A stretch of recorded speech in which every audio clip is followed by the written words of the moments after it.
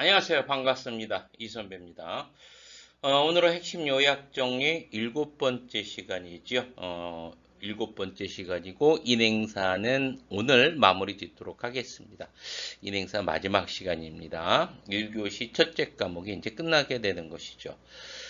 자, 이제 오늘 들어가야 될 수업 내용이 이제 제 3장입니다. 사회 환경에 관한 주요 이론들이죠. 이제 우리가 이제 지금까지 뭐에 대해서 공부했었죠? 인간 발달에 대해서 공부했었고, 인간 발달에 영향을 주는, 자극을 주는 이제 외부 환경에 대해서 공부할 차례입니다.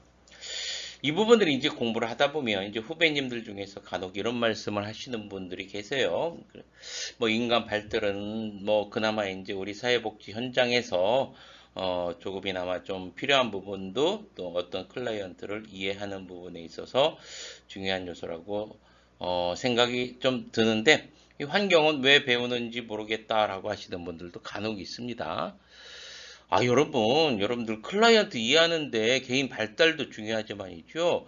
그 어떤 외부 환경에 그 클라이언트가 처한 여러 가지 다양한 외부 환경을 이해하는 것이 클라이언트를 좀 더 깊숙이 이해하고 클라이언트 일에 개입하는데 중요한 부분입니다, 여러분. 그래서 클라이언트 환경을 이해하기 위해서 우리가 환경을 배우는 거는 우리 중요한 과업 중에 하나입니다. 여러분, 그렇게 이해를 하시고 이제 본격적으로 수업을 들어가도록 하겠습니다.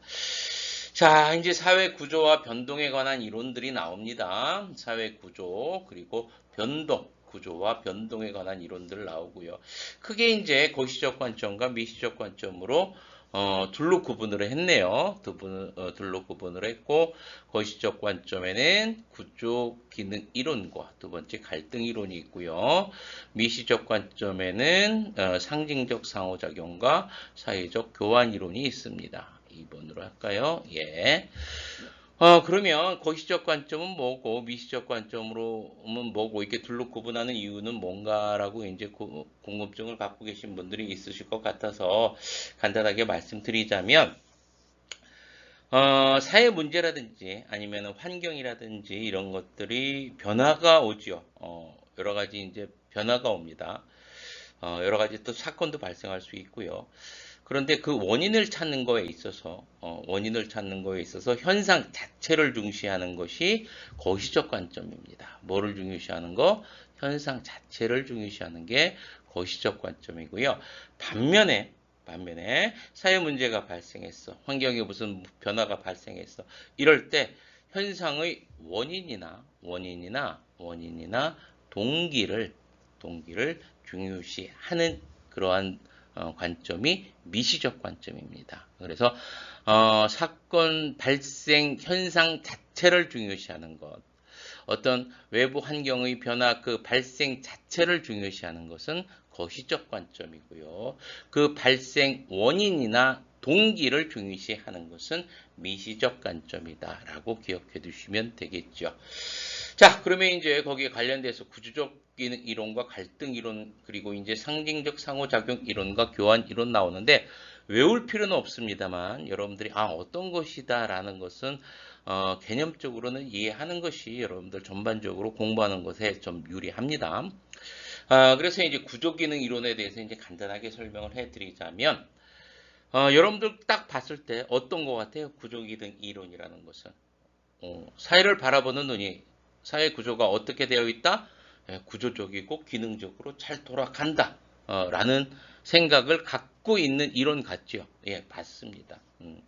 여러분들 사회를 구성하는 게 여러 하위 체계들로 구성되어 있잖아요. 이 하위 체계들이 이제 상호 유기적으로 그리고 이제 일정한 질서를 가지고서 계속해서 유지되고 안정과 균형을 이루고 있다라는 이론이 구조기능 이론이에요. 이해되시죠? 그래서 구조적으로 기능적으로 안정됐다. 균형을 이룬 사회를 구조를 그런 어떤 안정과 균형을 이룬 그런 곳으로 바라보는 것이 구조기능 이론이고요. 갈등 이론이라는 것은 여러분들 말 그대로 갈등입니다. 갈등이라는 것은 혼자 갈등이라는 것이 있을 수 없고요. 어떤 두 세력, 두 아니면 사람 이런 사이에서 나타나는 게 갈등이죠. 맞습니다. 그래서 사회를 크게 두 부류로 나눴어요. 기득권과 그리고 비기득권 둘로 나누었고요. 그래서 기득권이 많은 권력과 재산을 소유하고 있고요.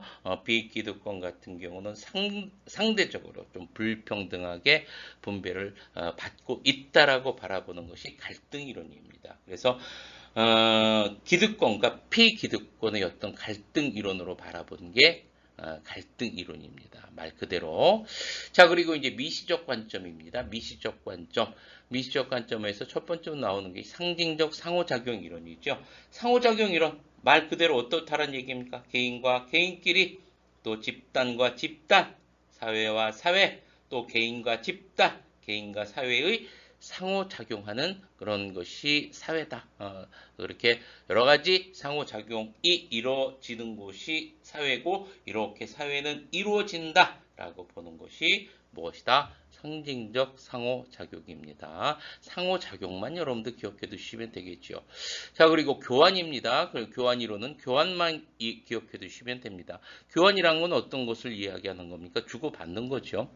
쉽게 이야기해서 우리가 이제 시설에 나가던 아니면 복지관에 나가서 일을 하던 노동을 제공하고 거기에 대해서 월급을 받잖아요. 금전을 지급받잖아요. 이렇게 노동한 대가로 금전을 지급받는 거 서로 교환하는 그런 관계잖아요. 그렇죠? 그래서 이 사회를 전체적으로 이런 어떤 교환하는 관계로 바라본 것이 교환이론입니다. 이렇게 네 가지 고시적 관점에서 구조적 기능 이론, 갈등 이론, 그리고 미시적 관점에서 상징적 상호작용 이론, 그리고 교환 이론 이 네 가지가 있다라는 것만 기억해 두시고요. 어떤 내용이다라는 것만 여러분들이 기억해 두시면 되겠죠. 자, 그리고 이제 문화책입니다. 문화. 구조기능 이론에서 여러분들 연관시켜서 기억해 두시면 될 거예요. 구조기능이라는 것은 여러분들 여러 하위 체계들이 이제 상호 유기적 관계를 갖고 있고, 또 이들이 어떤 일정한 질서를 유지하면서 안정과 균형을 이루는 그러한 것으로 그 사회를 바라보는 것이 구조기능 이론이잖아요. 그 그 하위 체계 중에 하나가 바로 문화체계입니다. 문화체계인데, 파슨스라는 분이 있죠. 이 사회체계의 그 구조를 크게 이제 네 개로 나눠요. 문화체계, 사회체계, 인성체계, 행동유기체제 이렇게 나누는데 그 중에 하나가 문화체계입니다. 그래서 우리가 이 부분에서 가장 여러분들 중요시해서 기억해 둬야 될 것이 문화체계입니다. 한 사회를 이루는 하나의 체계, 그것이 이제 문화체계인데, 문화라는 것은 여러분들 어떤 것인지 다 알고 있죠. 그렇죠? 아마 중고등학교 사회 시간에 아마 배웠을 텐데, 다시 한번 말하자면 문화라는 것은 인간이 인위적으로 만들어진 어떤 정신적인 거, 뭐 규범이나 간섭 다 포함되죠. 아니면 물질적인 거, 물질적인 어떤 이런 것들이 총체를 뭐라고 합니까? 문화라고 하잖아요. 문화. 개념적으로는 여러분들 다 아실 거예요. 자, 그리고 이제 문화 특성에 대해서 쭉 나옵니다. 문화 특성. 이거는 여러분들이 암기를 한다라기보다는 이해를 하고 가시면 될 거예요. 문화는 여러분들 어떻게 한 겁니까? 학습하는 겁니다. 누구한테? 어른들한테, 선생님한테도 배우고요. 엄마, 아빠한테도 배우고요. 선천적인 게 아니라 그러니까 후천적으로 습득하는 겁니다. 그죠? 그래서 한 사회 구성원끼리 서로 뭐를 하죠? 공유도 하고요. 또 후손들에게 뭐를 하죠? 전승도 합니다. 뭐를 통해서? 학습을 통해서 공유하기도 하고 전승하기도 한다. 문화 특징 첫 번째 기억해 두고요. 자, 두 번째가 이제 축적성, 누적성 이렇게 나옵니다. 누적된다라고 하는 것이 여러분들 더 잘 기억나겠죠? 누적된다. 그래서 리셋되는 게 아니에요. 새로운 것이 이제 그대로 이제 원래 있던 것이 없어지고 새로운 것이 나오는 게 아니라 추가되는 거다.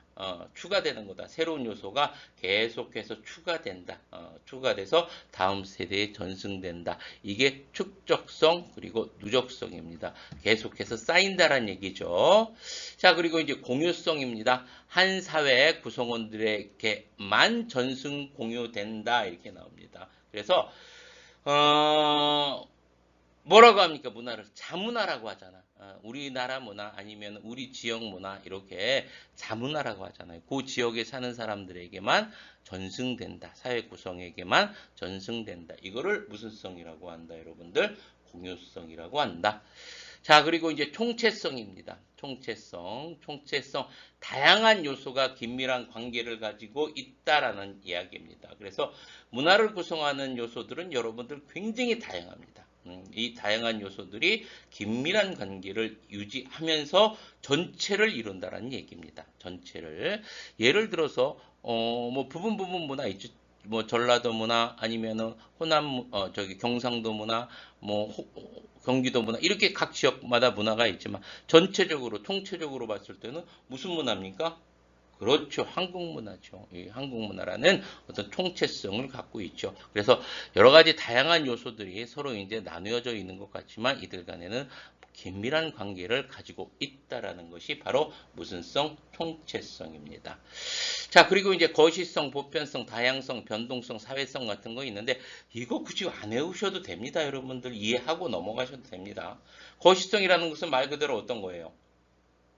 그렇지요. 개인이나 집단, 조직, 지역 모두에게 영향을 미친다라는 게 거시성이라는 거고요.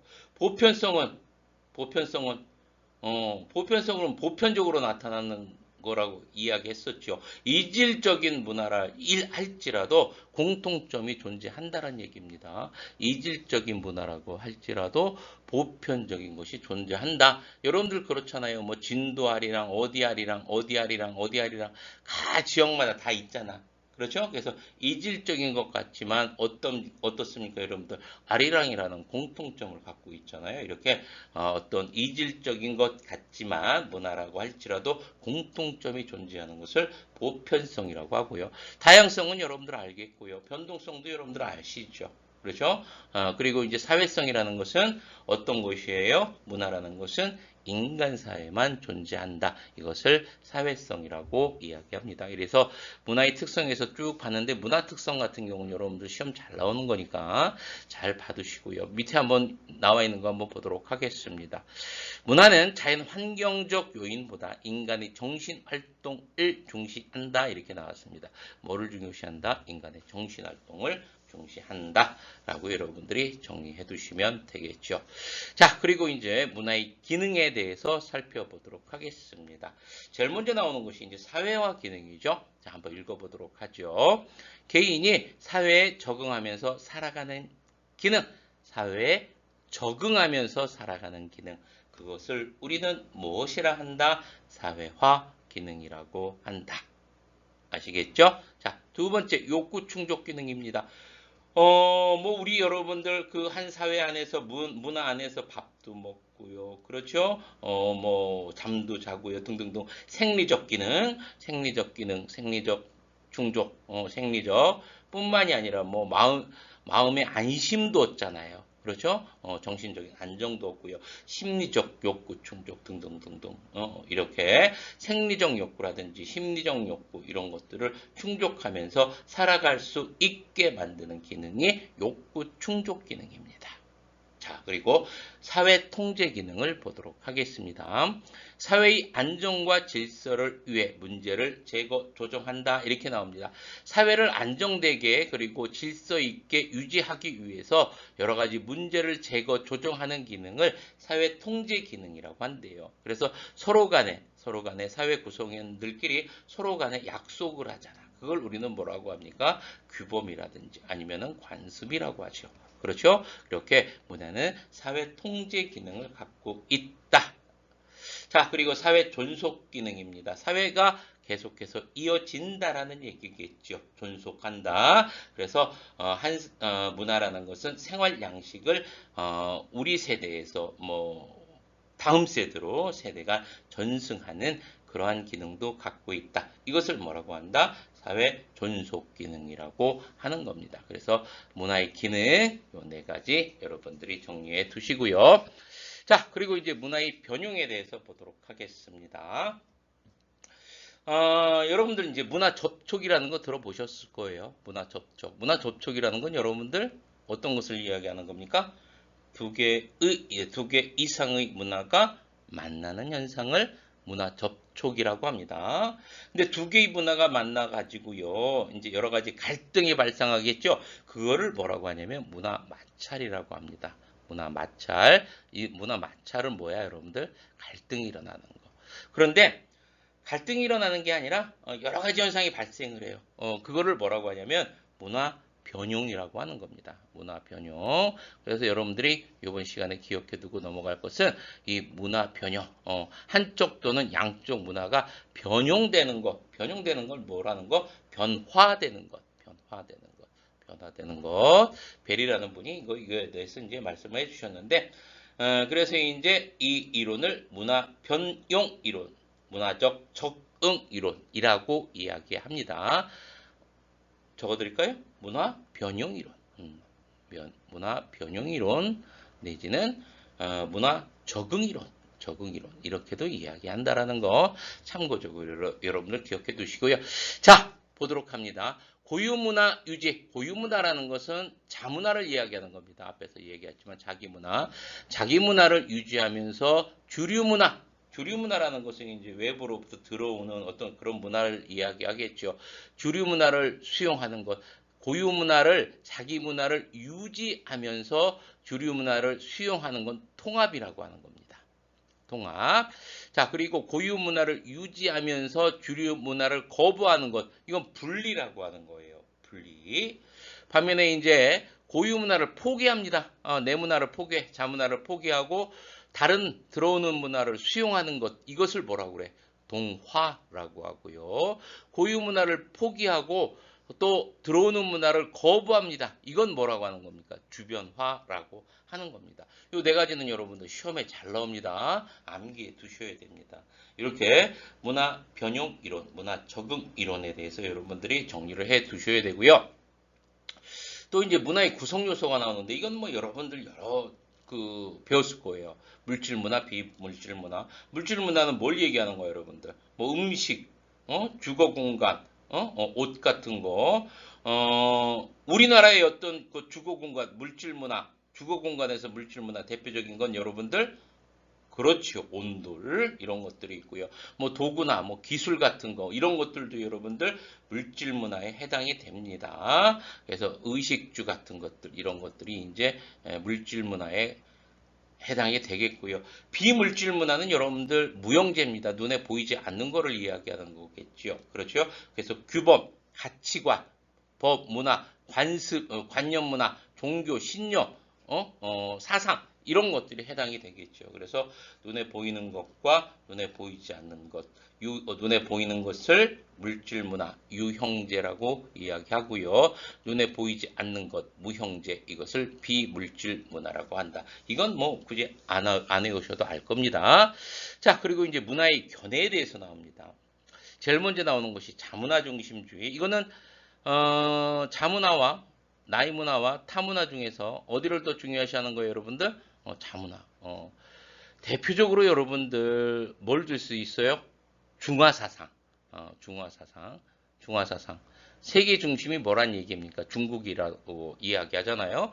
중국 분들이 이제 흔히 하시는 게 이제 중화사상이고요. 문화 사대주의라는 것은 뭐를 얘기하는 거예요? 자문화와 타문화 중에서 타문화 중심. 그렇죠? 타문화 중심을 문화 사대주의라고 하고요. 자문화와 타문화를 동등하게 보는 입장, 이거를 문화 상대주의라고 하고요. 문화를 보는 견해 중에서 가장 올바른 자세라고 여러분들이 기억을 해두시고 넘어가시면 될 거예요.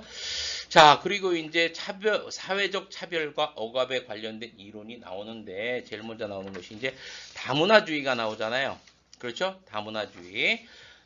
다문화주의 여러분들 다 알고 계시죠? 뭐 요즘엔 뭐 다문화 사회이기 때문에 다 알 겁니다. 뭐 이주민 여성분들하고 우리나라 남성분들하고 이제 결혼을 많이 하시죠. 그래가지고 이제 다문화 사회가 많이 이루어지는데 그러면 다문화주의라는 것은 어떤 내용을 담고 있는지에 대해서 여러분들이 이해를 하고 넘어가셔야 됩니다. 이것도 다문화주의라는 것은 동화가 아닙니다. 위에서 동화 봤죠. 그렇죠? 고유 문화를 포기하고 주류 문화를 수용하고 이런 것들이 아니라 다문화주의 같은 경우는 여러분들 공존이야. 공존, 같이 존재하는 겁니다. 굳이 문화의 견해에서 이야기했을 때 문화 상대주의를 이야기하는 겁니다. 서로 위의 문화 변형 이론에서 봤을 때는 통합에 관련된 내용이죠. 그렇죠? 그래서 다문화주의 같은 경우는 공존입니다. 공존. 그래서 누가 뭐 동화하고 또 아니면은 분리하고 뭐 이러는 게 아닙니다. 그런 거 여러분들 기억을 해 두시고요. 자, 그리고 이제 문화 다원주의와 다문화주의라는 게 있죠. 다문화주의가 있는데 문화 다원주의 같은 경우는 주류 문화를 인정하고 소수 문화를 수용하는 입장입니다. 주류 문화를 인정하는 겁니다. 여러분들 다문화주의하고 틀립니다. 꼭 구분해 줘야 돼요, 이거. 문화 다원주의는 주류 문화를 인정하고 소수 문화를 수용하는 거야. 주류 문화 인정, 소수 문화 수용인데 다문화주의는요, 다양성을 인정하고 똑같이 보는 거예요. 알겠죠? 주류 문화를 인정하고 이러는 게 아니야.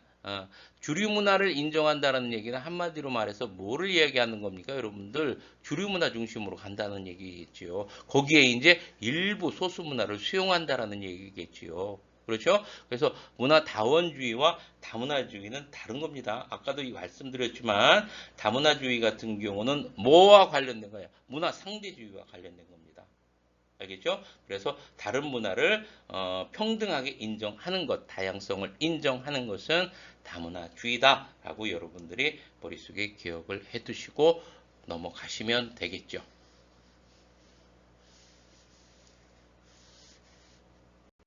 계속해서 생태체계적 관점에 대해서 살펴보도록 하겠습니다.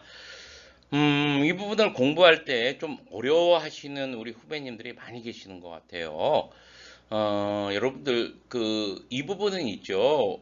개념 정리만 잘하고 가시면 됩니다.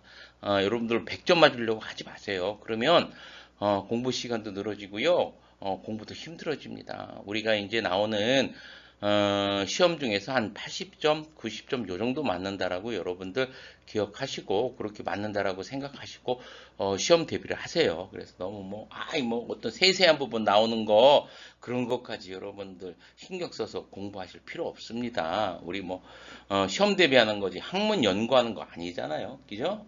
그러니까 그렇게 기억해 두시고 고득점 맞는다고 해가지고 무슨 보건복지부 장관님이나 무슨 교육부 장관님이 상품 주고 메달 주고 이러는 거 아니에요. 60점만 넣으면 됩니다. 자, 이제 본격적으로 수업을 들어가 보도록 하겠습니다. 제일 먼저 이제 개관 생태학 나오죠. 생태학이라고 여러분들 들어보신 분들도 계실 거고 안 들어본 분도 계실 텐데 생태학이라는 것은 여러분들 무엇을 연구하는 학문이냐면 생물 있죠. 생물과 환경과의 관계, 환경과의 상호 관계, 의존 관계를 연구하는 학문이 생태학입니다. 다시 한번요. 생태학이라는 것은 뭐와 생물과 환경의 의존 관계를 공부하는 학문이다라고 여러분들 알고 계시면 되는데 우리가 지금 공부하는 것은 생태 체계적 관점입니다. 그렇다는 얘기는 이 생물 대신에 뭐를? 그렇죠. 체계를 집어넣으면 됩니다. 그래서 체계와의 환경관계, 의존관계, 상호작용관계를 연구하는 학문이 생태체계적 관점이다라고 기억해 두시면 되겠죠. 여러분들 알다시피 이 체계는요, 개인뿐만 아니라 집단이나 지역사회 등등등 많이 있잖아요. 그렇죠? 그래서 어떤 개인과 그리고 환경과의 상호작용관계, 집단과 환경의 상호작용관계, 그리고 지역사회와 환경과의 상호작용을 공부하는 학문이다. 연구하는 학문이 생태체계적 관점이다. 라고 정리해 두시면 되겠죠. 자, 그리고 생태체계적 관점에서의 인간관 살펴보도록 하겠습니다. 인간관. 환경 속의 인간이다. 환경 속의 인간이다. PIE, 뭐의 약자지요? Person in Environment. 환경 속의 인간이다. 환경 속에 인간이 살아요. 그러면 여러분, 인간하고 환경하고 분리할 수 있어요, 없어요? 없어요. 그렇죠? 환경과는 어떤 존재다? 분리할 수 없는 존재다라고 봅니다. 인간이라는 존재는 환경과는 분리할 수 없는 존재입니다. 알겠죠? 그래서 무슨 관계야? 상호 호혜적이고 의존적인 관계야. 환경과 인간은요, 상호 호혜적이고 의존적인 관계다라고 인간관에서까지 정리해 두시면 되겠고요.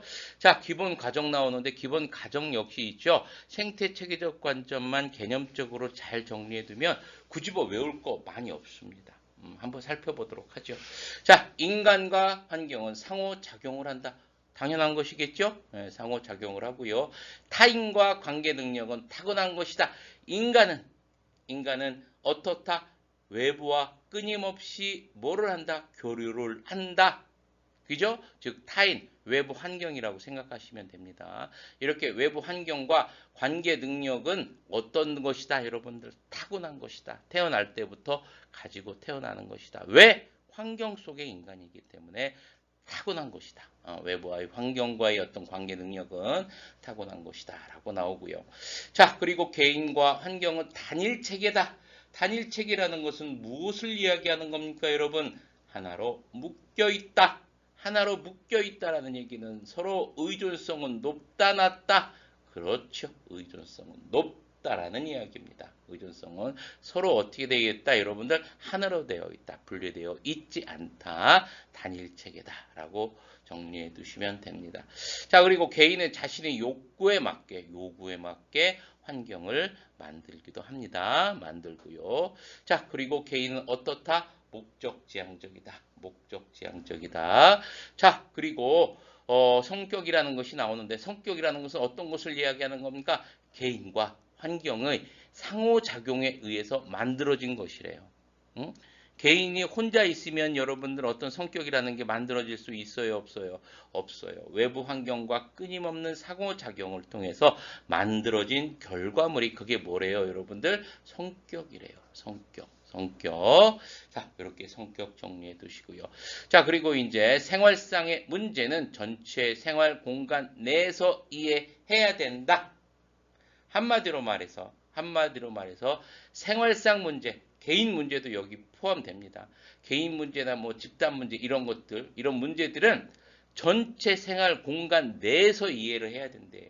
분리하지 말란 얘기입니다. 개인 문제는 개인의 문제야. 아니 집단의 문제는 집단의 문제야. 이렇게 또 아니면 환경의 문제야. 서로 간에 분리해서 이해하지 말고 이거를 전체 공간 내에서 이해를 해야 된다는 얘기입니다. 이해되셨죠? 다시 한번. 순환적 생활상의 문제는 순환적 인간관계론이다. 한마디로 말해서 개인의 문제, 집단의 문제 이런 것들은 개개인의 문제가 아니라 환경과 어떤 연관되어서 만들어진 상호작용의 결과물이다라는 이야기입니다. 자, 이렇게 이제 기본 가정에 대해서 여러분들이 정리를 해 두시고요. 자, 그리고 일반 체계 이론에 대해서 이제 수업을 들어가도록 하겠습니다. 뭐 체계에 대해서는 뭐 여러 번 이 선배가 이야기했기 때문에 잘 알고 계시죠? 뭐 이제 뭐 한마디로 말해서 부분이 일정한 원리에 따라서 조직되어진 전체를 뭐라고 하는 거야? 그거를 체계라고 합니다. 부분의 합이에요. 부분의 합이 체계입니다. 한번 보도록 하죠. 상호 의존적이고 상호 작용하는 부분으로 구성되어진 전체. 그렇죠? 부분의 합. 부분이 구성되어진 전체. 일정한 원리에 따라 조직되어진 전체 이거를 우리는 체계라고 한다. 그런데 이 체계에는요 세 가지 특징이 있대요. 구조적 특성이 있고 진화적 특성이 있고 행동적 특성이 있다라고 합니다. 자, 이 부분을 한번 살펴보도록 하겠습니다. 제일 먼저 나오는 것이 이제 구조적 특성이죠. 구조적이라는 얘기는 뭐가 됐다는 얘기입니까? 체계는 일정한 어떤 형상화하려는 그런 성향을 가지고 있다는 얘기입니다.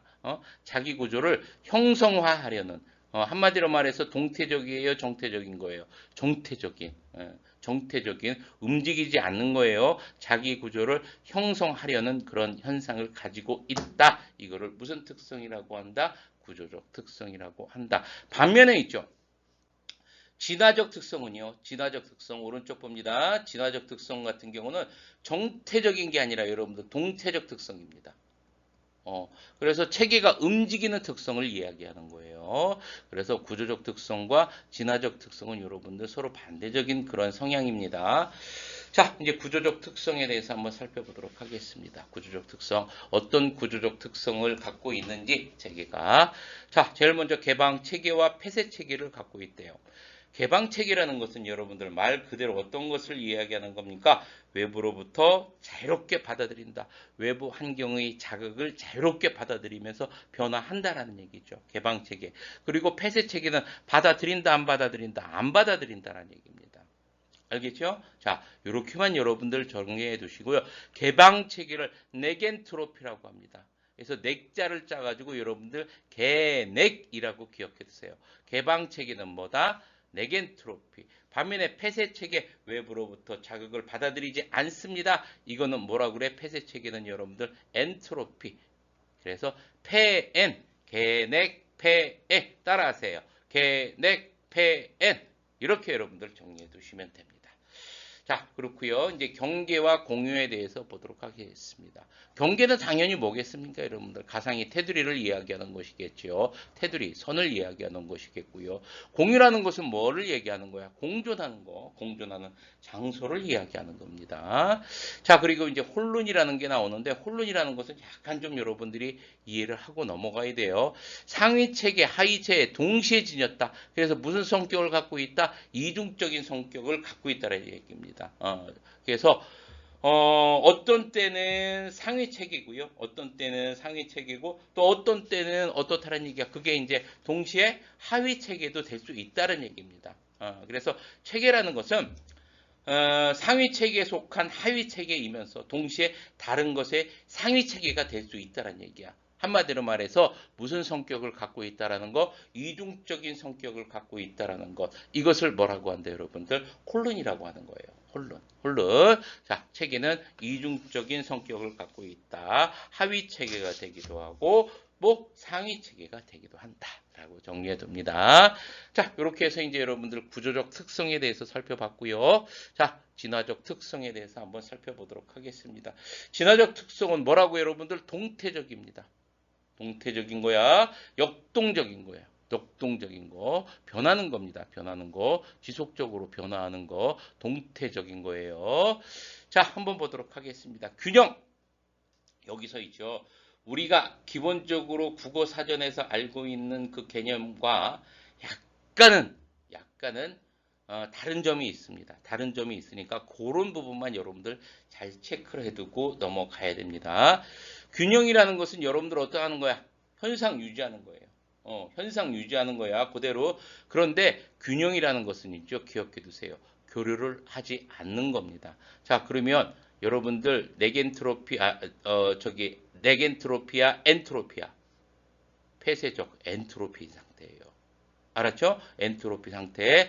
균형이라는 것은 교류를 하지 않고 현상을 그냥 유지하는 것을 균형이라고 합니다. 폐쇄 체계는 뭐라고 했어요, 여러분들? 엔트로피입니다. 자, 그리고 항상성 보도록 하겠습니다. 자, 항상성이라는 것은 일관성을 일관성을 유지해요. 그러고요, 일관성을 유지하지만 균형 위험 시 균형이 깨지려고 그래요. 균형이 위험 시 아까 균형이라는 것은 위에서 봤죠. 현상 유지하는 거. 이럴 때 다른 체계와 교류를 통해 균형 상태를 유지하는 겁니다. 무슨 말인지 이해되시겠죠? 균형 상태를 유지하는 거야. 뭐를 통해? 다른 체계와 교류를 통해. 그러니까 뭐 하는 겁니까, 여러분들? 균형 상태는 완전히 폐쇄적이지만 항상성이라는 것은 어느 정도 뭐를 하는 거야? 어느 정도 교류를 하는 거예요. 외부와. 알겠죠? 그래서 여러분들 그렇게 머릿속에 기억해 두고요. 한마디로 말해서 개방은 개방인데 적극적인 개방이 아니라 무슨 개방이다, 여러분들? 소극적 개방 상태. 소극적 개방 상태를 항상성이라고 이야기하는 거예요. 자, 그리고 이제 안정 상태 보도록 하겠습니다. 안정 상태는 체계가 지속적으로 움직인 상태야. 움직이는 상태니까 여러분들 네겐트로피아, 엔트로피아, 네겐트로피입니다. 알겠죠? 안정 상태하고 균형 상태하고 이 선배 예전에 공부했을 때 막 헷갈렸던 기억이 납니다. 잘 기억해 두시고 구분해서 정리해 두세요. 자, 그래서 에너지를 계속해서 사용합니다. 왜? 어떻게 하기 위해서? 체계가 쇠퇴하고 붕괴되지 않도록 안정 상태를 이어갈 수 있도록 계속해서 외부 체계와 교류를 하는 거야. 쇠퇴하지 않도록, 붕괴하지 않도록 계속해서 에너지를 사용하고요. 외부와의 교류를 지속적으로 사용하는 것을 안정 상태라고 합니다. 그래서 체계가 유지를 넘어 변화의 단계입니다. 아까 위의 항상성은 유지 단계였다고 했잖아요. 그런데 안정 상태는 무슨 단계 여러분들? 변화의 단계예요. 변화의 단계 머릿속에 기억해 두셔야 되겠죠. 그러면 개방 상태는 적극적인 개방이에요? 소극적 개방이에요? 아이고 그렇죠. 적극적 개방이겠죠. 적극적 개방. 이렇게 기억해 두시면 되겠고요. 그래서 개방 상태를 따졌을 때 위에 항상성과 안정 상태를 따졌을 때 뭐가 더 큽니까, 여러분들? 안정 상태가 더 큽니다. 알겠죠? 자, 그래서 균형 그리고 항상성, 안정 상태 잘 구분해서 여러분들 정리해 두셔야 됩니다. 요 세 가지만 여러분들 잘 정리해 두세요. 자, 나머지 거 한번 보도록 하겠습니다. 호혜성이라는 것은 체계 일부 변화가 다른 부분도 변화시킨다 이렇게 나옵니다. 이것도 순환적 인과성의 한 부분인데요. 한마디로 말해서 예를 들어서 설명을 하자면 이것도 아마 이 선배가 수업 시간에 얘기했을 텐데 자식들 중에 하나 통행금지를 풀어주면 다른 자식들이 여러분들 한 3남매 있다라고 해봐. 막내가 이쁘다고 해가지고 통행금지 풀어주면은 나머지 첫째, 둘째가 가만히 있겠습니까? 안 그렇죠? 다 풀어줘야지. 그렇듯 체계의 일부 변화가 다른 부분도 변화시킨다. 이것을 무엇이라고 한다, 여러분들?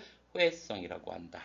자, 그리고 이제 동등 결과성과 다등 결과성 나오는데 이건 다 아시겠죠? 그렇죠? 동등 결과성이라는 것은 똑같은 결과를 돌출된다는 얘기고요. 다중 결과성이라는 것은 다른 결과를 만들어낸다는 얘기입니다. 그래서 동일한 것을 투입했을 때 동일한 결과가 나타나는 것은 동등 결과성이라고 하고요. 반면에 동일한 것을 투입한다 할지라도 다른 결과가 나타나면 여러분들 다중 결과성이라고 이야기하는 거예요. 이 부분은 여러분들 어떻게 기억해 두시면 됩니까, 여러분들? 그렇죠. 한자로 기억해 두시면 돼요. 자, 그래서 이제 동등 결과성과 다중 결과성에 대해서 정리했고요.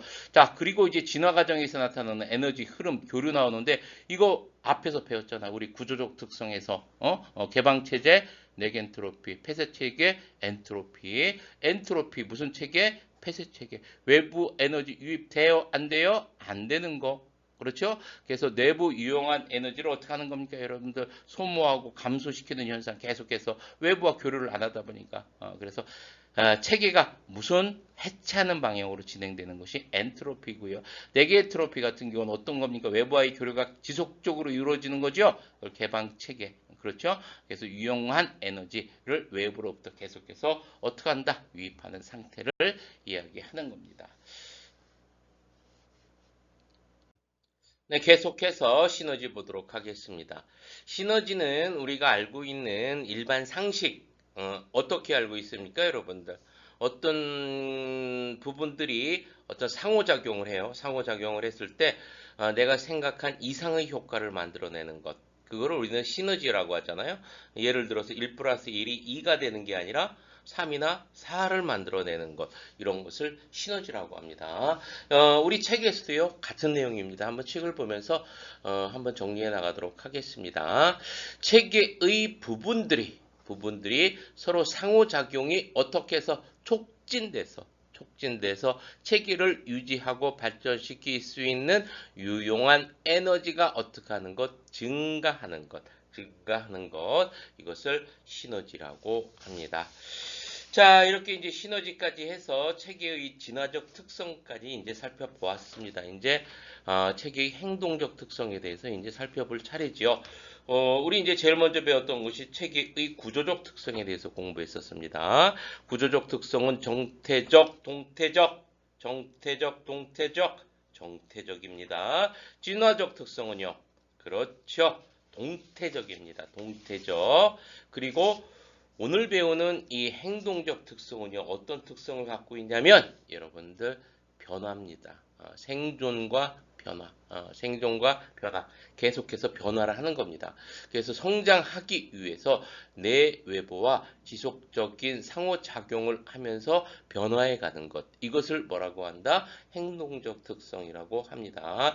그 밑에 어떻게 변화되어 가는지에 대해서 나옵니다. 제일 먼저 투입, 그리고 전환, 그리고 산출의 과정을 겪고요. 다시 투입을 가죠. 이걸 뭐라고 합니까, 여러분들? 환류라고 합니다. 피드백이라고 하고요. 계속해서 도는 겁니다. 무슨 성격을 갖고 있다? 한마디로 말해서 순환적 성격을 갖고 있다. 그래서 체계가 목적 달성을 위해서 스스로 수정해 나가면서 어떻게 순환하는 일종의 적응 기제다라고 여러분들이 기억을 해두시면 되겠죠.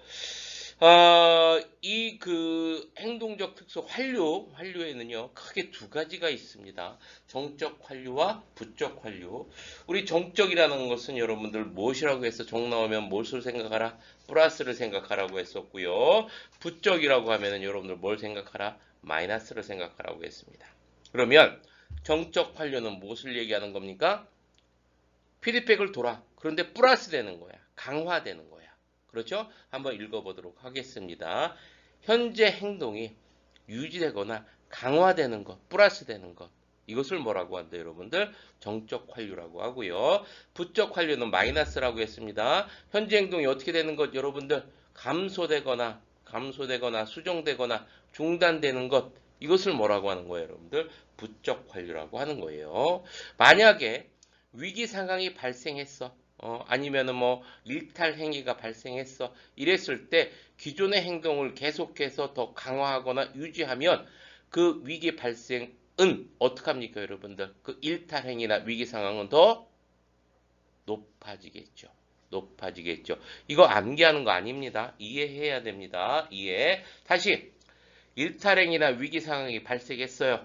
그런데 현재 행동을 어떻게, 그러면 수정하거나 감소하거나 중단시켰어. 이랬을 경우는 어떡합니까, 여러분들? 체계의 일탈행위, 또 위기 상황은 어떻게 된다, 여러분들? 감소된다. 이것은 여러분들 암기하는 거 아니라고 했습니다. 어떻게 알아요, 여러분들? 이해해라. 이해하시고 넘어가시면 되겠죠. 자, 여기까지 이제 행동적 특성에 대해서 살펴봤습니다. 그래서 이제 체계의 특성 세 가지에 대해서는 다 살펴봤고요. 생태 체계 이론에 대해서 한번 살펴보도록 하겠습니다. 이 부분 같은 경우는 앞에서 대부분 다 정리했었습니다. 그냥 그래서 간단하게만 읽고 넘어가도록 하겠습니다. 생태학 이론과 일반 체계 이론이 결합된 것이다. 이것도 말씀드렸었죠. 그렇죠? 그래서 체계와 환경과의 어떤 상호작용을 연구하는 학문이 연구하는 이론이 생태 체계 이론이다. 라고 여러분들이 이해를 하시면 되겠고요. 자, 이 생태 체계의 구성은 크게 세 가지로 구성되어 있습니다. 거시체계, 중간체계, 미시체계로 구성되어져 있고요. 이들은 서로 밀접하게 상호작용을 하고 있다라고 여러분들 정리해 두시면 되겠죠. 제일 먼저 나오는 것이 이제 거시체계입니다. 거시체계는 어떤 거를 이야기하는 거냐면 우리의 일상생활에 간접적인 영향을 주는 거예요. 간접적인 영향을 주는 게 거시체계고요. 반면에 직접적인 영향을 주는 것, 우리 일상생활에 직접적인 영향을 주는 것은 미시체계입니다. 그래서 거시체계 같은 경우는 간접적인 영향을 줘요. 해당되는 것이 무엇이 있을까요? 그렇죠. 정치, 경제, 사회, 문화, 아니면 사회 제도 이런 것들이 거시체계에 해당이 되고요. 미시체계에 해당되는 것은 우리와 직접적인 영향을 주는 것. 그렇죠. 가정이라든지 부모님 아니면 친구, 학교, 직장 이런 것들이 미시체계에 해당이 될 거예요. 자, 그래서 거시체계와 미시체계에 대해서 이 정도 정리해 두고요. 중간체계는 어떤 것을 이야기하는 겁니까? 미시체계 있죠? 미시체계가 두 개 이상 합쳐진 것, 두 개 이상 모인 것, 이것을 중간체계라고 하는 거예요. 미시체계들끼리 서로 뭐 하는 것? 상호작용하는 것. 미시체계가 있죠? 상호작용을 해요. 이걸 뭐라고 한다? 중간체계라고 하는 겁니다. 앞에서 말했던 미시체계 뭐 있어요. 가정이나 부모님이나 친구나 이런 경우가 있잖아요. 그래서 이제 학교와 뭐 부모 아니면은 직장과 친구 뭐 이렇게 두 가지 그 미시체계가 서로 결합해서 나타나는 것, 상호작용하는 것, 이것을 중간체라고 체계라고 한다라고 정리해 두시면 되겠죠. 자, 그리고 이제 체계의 상호작용 보도록 하겠습니다. 상호작용. 체계는 사회 환경 속에서 서로 상호작용한다. 우리 앞에서 배웠죠. 그렇죠? person in environment. 환경 속의 인간. 인간은 환경 속에서 살아가는 존재다. 라는 얘기겠고요. 자, 그러다 보니까 인간과 환경은 서로 간에 분리가 가능합니까? 가능하지 않습니까? 가능하지가 않습니다. 그래서 동시에 고려해야 됩니다. 인간과 환경은 동시에 바라봐야 된다는 얘기입니다. 우리가 사회복지 현장에서 여러분들 클라이언트 문제 독자적으로 보지 말고 그 주변 환경까지도 함께 바라봐야 된다. 라는 말이겠지요. 자, 이렇게 이제 정리를 해봤고요. 자, 이제 특성 한번 보도록 하겠습니다. 생태체계 이론의 특성. 네 가지가 나옵니다. 적합성 먼저 나오는데, 한번 읽어보도록 하겠습니다. 개인과 환경 간 조화 또는 균형, 즉 인간의 욕구와 인간과 환경의 부합 정도, 한 몇 프로 정도 부합된다. 60% 정도 부합된다. 이 부합되는 정도를 뭐라고 한다? 적합성이라고 합니다. 이해되시겠죠? 다시 한번 인간과 환경의 부합되는 정도, 적합되는 정도, 이거를 조화되는 정도, 균형되는 정도를 무엇이라고 한다? 적합성이라고 한다. 이렇게 기억해 두고, 이거는 여러분들 참고적으로 기억해 두시는 게, 이런 어떤 그 환경과의 조화는 있죠. 어느 시기에서 끝나는 게 아니라 평생을 두고, 일생을 두고 일어난다는 것까지 여러분들 정리해 두면 되겠죠. 자, 그리고 이제 적응입니다. 적응이라는 것은 무엇이냐 한번 보죠. 개인과 상호 적합해져 가는 것. 적합해져 가는 것. 한마디로 말해서 인간이 주변 환경에 적응하려는 능력, 적응하는 과정, 이것을 뭐라고 한다, 여러분들? 적응이라고 한다. 적합해져 가는 과정을 우리는 적응이라고 한다. 라고 기억해 두시면 되겠고요. 자, 그 다음에 대처입니다. 대처 기술이라고도 하는데, 대처라는 것은 일종의 있죠. 적응의 한 형태입니다. 환경에 적응해 나가는 것, 적합해져 가는 그 과정 중에 하나가 대처입니다. 그래서 대처라는 것은 어떤 것을 이야기하냐면 문제 상황이 발생했어요. 그 문제 상황을 극복하기 위한 노력이에요. 사회 환경에 적응하기 위해서 그러한 문제 상황을 극복해, 없애, 이러는 것을 우리는 뭐라고 한다? 대처 기술이라고 하는 거예요. 어떤 사람, 우리도 그런 말 있잖아요. 와, 저 사람 대처 능력이 뛰어나? 그렇죠? 어떠한 문제나 또 위험이 닥치더라도 그거에 대해서 다 이제 대처해 나가잖아요. 우리가 이제 일반적으로 생각하는 그러한 대처 맞습니다. 그래서 어떤 주변 환경에서 어떤 문제가 발생했을 때 이걸 극복하기 위한 여러 가지 기술, 노력 이런 것들을 대처라고 한다라고 여러분들이 정리해 두시면 되겠고요. 자, 그리고 이제 유능성 보도록 하겠습니다. 유능성은 개인이 환경을 상호작용할 수 있는 능력입니다. 그래서 개인이 환경과 효과적으로 상호 교류하는 상태, 이거를 유능성이라고 이야기하는 거예요. 얼마나 효과적으로 환경과 교류하느냐, 그것을 유능성이라고 한다라고까지 정리해 두시면 되겠죠.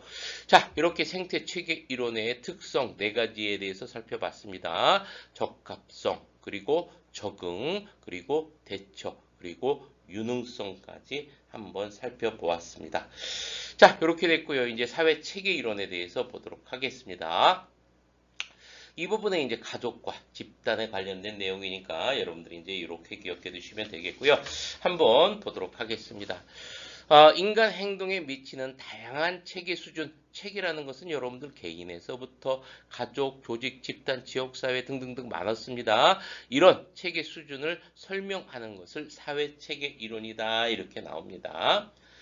자, 그리고 제일 먼저 나오는 것이 가족입니다. 여러분들 가족 형태가 참 많이 있죠. 그렇죠? 뭐 핵가족. 예전에는 우리 확대가족이었었는데, 그렇죠? 보통 이제 할아버지, 아버지 세대, 그리고 이제 자손 세대, 그러니까 3대가 같이 사는 확대가족이었는데, 요즘은 이런 확대가족이 참 드물잖아요. 그죠? 그리고 이제 뭐 근래 들어서는 이제 부모와 자식이 사는 핵가족, 또 수정된 수정 핵가족, 또 요즘에 또 한부모 가족들도 많고요.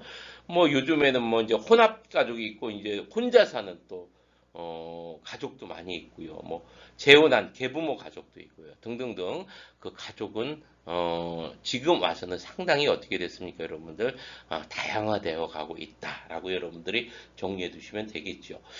자, 우선 가족 체계에 대해서 이제 바커라는 분이 뭐라고 하셨냐면 서로에 대한 의무를 가지고 함께 거주하는 몇 차 집단? 1차 집단입니다. 1차 집단. 가족은 2차 집단이 아니라 3차 집단이 아니라 몇 차 집단이다, 여러분들? 1차 집단이라는 거 우선 기억을 해두고요. 경계에 따라서 크게 외부 경계에 따라서 개방형, 폐쇄형, 임의형으로 나눠지고요. 자, 그리고 이제 내부 경계와 하위 경계가 있다 이렇게 나옵니다. 하나씩 하나씩 한번 살펴보도록 하겠죠. 자, 외부 경계는 크게 세 개방형과 그 다음에 폐쇄형과 임의형이 있는데 개방형은 어떤 것을 이야기하는 거예요, 여러분들? 그렇죠. 외부와 환경과 끊임없이 어떻게 되는 거예요, 여러분들? 교류하는 거. 그러다 보니까 경계가 어떻게 됩니까? 경계가 개방형 같은 경우는 유동적이죠. 그렇죠? 유동적입니다. 개방형 가족 같은 경우는요. 자, 그리고 이제 규칙 같은 경우 정할 때 아버지가 독단적으로 합니까?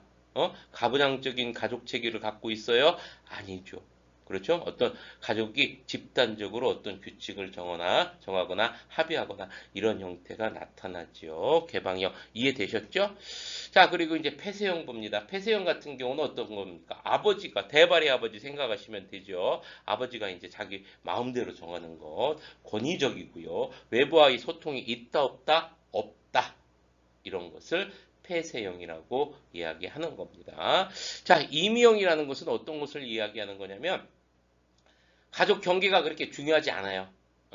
그래서 가족들 각자 이제 자신의 어떤 영역이 있고요. 또 가족의 영역을 확보합니다. 그래서 뭐 상당히 유동적이겠죠. 가족의 경계가 중요하지 않은 형태를 임의형이라고 하는 겁니다. 뭐 왔다 갔다 하겠죠. 개방형, 폐쇄형 왔다 갔다 하는 그런 체질을 이야기하는 거고요. 자, 그리고 이제 밑에 내부 경계와 하위 체계에 대해서 살펴보도록 하겠습니다. 지나치게 강한 결속성에 따른 구속 이렇게 나옵니다. 가족이 결속이 너무 강합니다. 너무 강해요. 그 가족은 그 가족끼리 똘똘똘똘 뭉쳐. 이럴 경우 있죠. 어떻습니까? 그 구성원들 같은 경우는 다른 사람들과 좀 융합이 됩니까? 힘들죠. 좀 획일적인 생각을 많이 갖고 계신 분들이 좀 그런 성향이 많이 나타납니다. 그래서 결속력이 강한 가족 체계는요, 거기 구성원들이 획일적일 확률이 상당히 높습니다. 또는 그 획일적인 감정과 생각을 강요하는 형태가 많죠. 그래서 어떻다라는 얘기야. 그 가족의 생각만이 있고요. 가족의 생각이 가장 옳다라고 생각을 합니다. 그러다 보니까 다른 어떤 외부적인 환경의 어떤 생각이라든지 다른 가족들이 살아가는 방식이라든지 이런 것들을 이해할 수가 있어요, 없어요? 없어요. 알겠죠? 그래서 지나치게 가족의 결속력이 강할 경우에는 그 가족 구성원들은 획일적인 감정과 생각을 갖고 있고 또 어떤 경우가 될 수가 있다. 어떤 부모로부터 강요받을 수 있다라고 여러분들이 정리를 해 두시고요. 이탈성이 강한 가족 영역에 따른 책임성 결여 이렇게 나오죠. 이건 뭐를 뜻하는 겁니까, 여러분들? 이거는 어, 가족 구성원들이 있죠. 어떤 개별적인 관계를 갖고 있는 거예요. 개별적인 관계를 갖고 있어가지고 언제든지 이제 가족을 이제 떠날 수 있고 이런 것을 이야기합니다. 그러다 보니까 가족이 어떤 일치감이라든지 애정이라든지 소속감 같은 것들이 당연히 어떻게 했습니까? 부족하겠죠. 그렇죠? 그래서 결속력이 강한 그런 어떤 가족 같은 경우는 가족 구성원들이 획일적인 사고와 감정을 갖고 있을 수 있다라고 생각을 하고요. 자, 반면에 이탈성이 가장 강한 그런 가족 영역 같은 경우는 어떤 그 일치감이나 어떤 획일적인 생각이 좀 없고, 반면에 애정이나 소속감 같은 경우도 부족하다라는 거. 이렇게 여러분들이 정리를 해두고 넘어가시면 되겠죠. 자, 그리고 이제 집단 체제 봅니다. 집단이라는 건데 여러분들 몇 명 이상? 2인 이상이라는 거 알고 계시죠? 그리고 뭐를 갖고 있어야 됩니까? 집단 의식을 갖고 있어야 되고요. 의식, 그리고 공동의 목적을 갖고 있고, 그 구성원들 간에 서로 뭐를 해야 된다라는 거, 상호작용을 해야 된다라는 거, 이러한 어떤 성립 요건을 갖고 있는 것이 집단입니다. 자, 한번 살펴보도록 하겠습니다. 사회적 관계의 기본 유형은 공동사회, 이익사회. 이거 여러분들 구분해 두셔야 됩니다. 공동사회, 이익사회 구분을 해 두시고요. 1차 집단, 2차 집단. 아까 1차 집단 여러분들 기억납니까? 아까 가정 처음 했을 때 여러분들 누가 얘기했었어요? 바커가 얘기했었지요. 위에 보시면 서로에 대한 의무를 가지고 함께 거주하는 몇 차 집단이다? 1차 집단이다. 그러면은 집단에서 1차 집단의 가장 대표적인 게 무엇을 들 수 있겠습니까, 여러분들? 그렇죠. 가족 들 수 있겠죠. 반면에 2차 집단은 인위적으로 만들어진 겁니다. 인위적으로 만들어진 거니까 뭐가 있겠어요, 여러분들? 대표적으로 회사라든지 정당이라든지 이런 것들이 들어갈 수가 있겠죠. 자, 그리고 이제 집단의 어떤 유형에는 개방 집단, 폐쇄 집단, 과업 집단 이렇게 나오죠. 개방 집단은 뭘 얘기하는 거예요, 여러분들? 자유롭게 집단에 가입할 수도 있고 또 탈퇴할 수도 있고, 이렇게 가입 탈퇴가 자유로운 집단을 개방 집단이라고 하는 거죠. 그렇죠? 개방 집단. 그러니까 어떤 인원이 구성이 그 자유롭으니까 폐쇄적입니까? 당연히 그 개방적이니까 자유롭죠. 자유롭게 이제 인원이 구성됩니다. 결속력은 어떻게 했어? 개방 집단 같은 경우는 결속력 당연히 떨어지겠죠. 그렇죠? 뭐 누가 구성원인지도 잘 모르고. 반면에 폐쇄 집단이라는 것은 어떤 거를 이야기하는 겁니까, 여러분들? 구성원들이 정해져 있는 거, 마음대로 가입할 때가 자유롭지 못한 것을 폐쇄 집단이라고 이야기하죠. 그렇죠? 그래서 뭐 우리가 흔히 우리 일상생활에서 볼 수 있는 게 개 같은 거, 개 모임 하잖아요. 이런 거 마음대로 이제 뭐 들어가고 나오지를 못하잖아. 자, 그리고 이제 과업 집단입니다. 과업 집단이라는 거는 어떤 거를 이야기하는 거예요, 여러분들? 과업 달성의 목적인 거예요. 그래서 이제 뭐, 어떤 목적을 위해서, 알코올 중독자이신 분들은 알코올 중독 치료를 위해서, 또 암 환자분들은 이제 어떤 치료를 위해서 어떤 주요 공동 관심사를 중심으로 해서 모인, 과업 달성을 위해서 모인 그러한 집단을 과업 집단이라고 한다. 이렇게 정리해 두시고요.